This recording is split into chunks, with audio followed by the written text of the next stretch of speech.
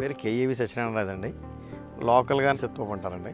ఇంచుమించుగా నేను గత 30 సంవత్సరాల నుంచి ఆక్వా చెరువులు, రైలు చెరువులు చేస్తున్నాను, చేపల చెరువులు చేస్తున్నానండి. ఈ 30 సంవత్సరాల నుంచి కూడా నేను 1 ఎకరంతో స్టార్ట్ చేసి ఇంచుమించుగా 500 ఎకర్ ఇవాళ కల్చర్ చేస్తున్నాను. నాకు ఎన్ని సంవత్సరాల నుంచి క్రాప్ బాగానే వస్తుందండి. ఈ 2 ఇయర్స్ నుంచి మార్కెట్ అప్ అండ్ డౌన్స్ వల్ల కొద్దిగా ఇబ్బంది పడ్డాను.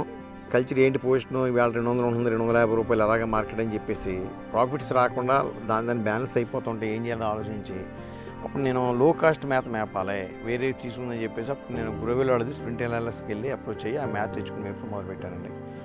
అది ఫీడింగ్ టేకింగ్ అంతా బాగుంటుంది. ఎఫ్సిఆర్ కూడా 1:1.1, 1.2 ఇదివరకు ఏదైతే నేను గత 20 సంవత్సరాల నుంచి వేరే ఫీల్డ్ మేపానో అదే సేమ్ అదే ఎఫ్సిఆర్లో అదే కౌంట్ వస్తుంది. వీక్లీ గ్రోత్ కూడా చాలా పోతుంది. ఫీడ్ ఇంటేక్ కూడా అసలు ఇబ్బంది లేకుండా వస్తుంది.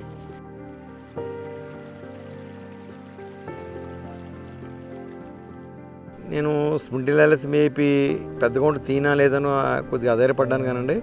ఈవేళ నేను సంవత్సరం నుంచి కూడా ఇంచుమించుగా 50% క్రాప్లో కూడా 40 కౌంట్, 30 కౌంట్, 50 కౌంట్లో పెట్టానండి. అలానే స్ప్రింటిల్ తక్కువ ప్రోటీన్ ఏదైనా సరే మీకు 80% కౌంట్ కూడా ఇబ్బంది లేదు. నా కాన్ఫిడెన్స్ ప్రకారం 80% పెద్ద కౌంట్ కూడా ఏ కౌంట్ అయినా మేపుకోవచ్చు. సరే నాకేంటి ఎలా జరిగిందని చెప్పి ఫైనల్గా ఆలోచించుకుంటే సీడ్ సెలక్షన్ మెయిన్ అనిపించిందండి. సీడ్ మంచి సీడ్ తీసుకుని వేస్తే మినిమం 1,10,000 దాకా నేను కల్చర్ ఎకరానికి 1,10,000 దాకా వేస్తున్నాను. అయినా సరే గ్రోత్ 2.5, 3 అలాగే వస్తుంది. ఎఫ్సిఆర్ కూడా 1.1, 1.2లో వచ్చేస్తుంది. ఏదైనా వైట్ కట్ వచ్చిన చర్యలు అంటే కొద్దిగా పెరుగుతుంది తప్ప అలా ఇబ్బంది ఏమీ లేదు. ఇంతకుముందు నేను వేరే 5-6 రకాల కంపెనీలు మేతలు వాడాను. వాటితో సేమ్ ఏ గ్రోత్ వస్తుంది ఇదే గ్రోత్ వస్తుంది. రైతులందరూ కూడా అబ్జర్వ్ చేయవలసింది మార్కెట్ అప్ అండ్ డౌన్స్ ఇలా జరుగుతూనే ఉంటాయి.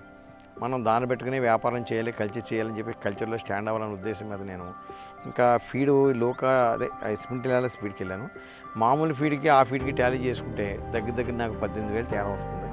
అప్పుడు 220, 100 కౌంట్ 200 అమ్మినా సరే ఇబ్బంది లేకుండా నాకు నడుస్తుందని చెప్పేసి నేను చేసుకున్నాను. రైతులందరూ కూడా మీరు కూడా మంచి సీడ్ వేసుకుని ఈ స్ప్రింటిల్ ఇలాంటి ఫీడ్ వాడుకుంటే కల్చర్ ఎప్పుడు కూడా మనం ఇబ్బంది పడకుండా ఉంటాం అనేది నా ఒపీనియన్.